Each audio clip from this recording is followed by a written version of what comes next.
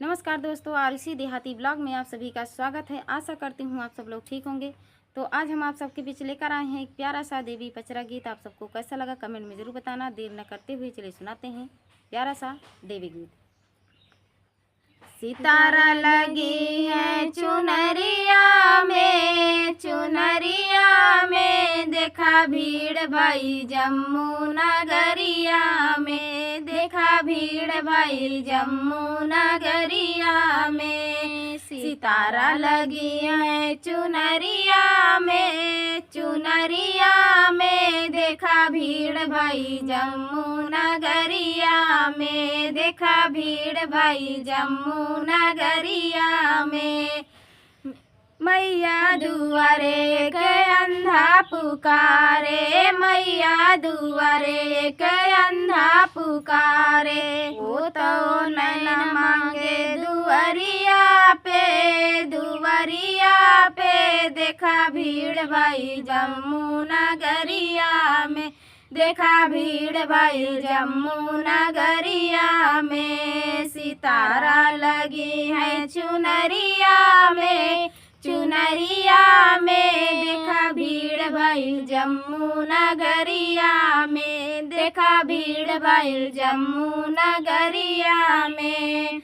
मैया दुआरे एक लंगड़ा पुकारे, मैया दुआरे एक लंगड़ा पुकारे।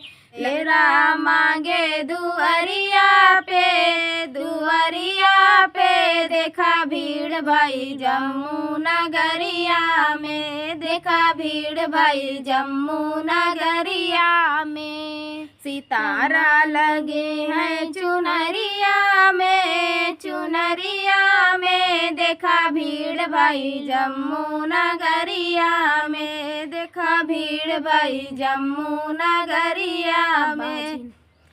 मैया दुआरे क बाजिन पुकारे, मैया दुआरे क बाजिन पुकारे। ललना मांगे दुआरिया पे देखा भीड़ भाई जम्मू नगरिया में, देखा भीड़ भाई जम्मू नगरिया में। सितारा लगी है चुनरिया में देखा भीड़ भाई जम्मू नगरिया में, देखा भीड़ भाई जम्मू नगरिया में। मैया दुआरे एक कन्या पुकारे, मैया दुआरे एक कन्या पुकारे। घर घर मांगे दुआरिया पे देखा भीड़ भाई जम्मू नगरिया में, देखा भीड़ भाई जम्मू नगरिया में। सितारा लगे हैं चुनरिया में देखा भीड़ भाई जम्मू नगरिया में, देखा भीड़ भाई जम्मू नगरिया में। मैया दुआरे एक बालक पुकारे, मैया दुआरे एक बालक पुकारे। विद्या मांगे दुआरिया पे देखा भीड़ भाई जम्मू नगरिया में, देखा भीड़ भाई जम्मू नगरिया में। सितारा लगी है चुनरिया में देखा भीड़ भाई जम्मू नगरिया में, देखा भीड़ भाई जम्मू नगरिया में।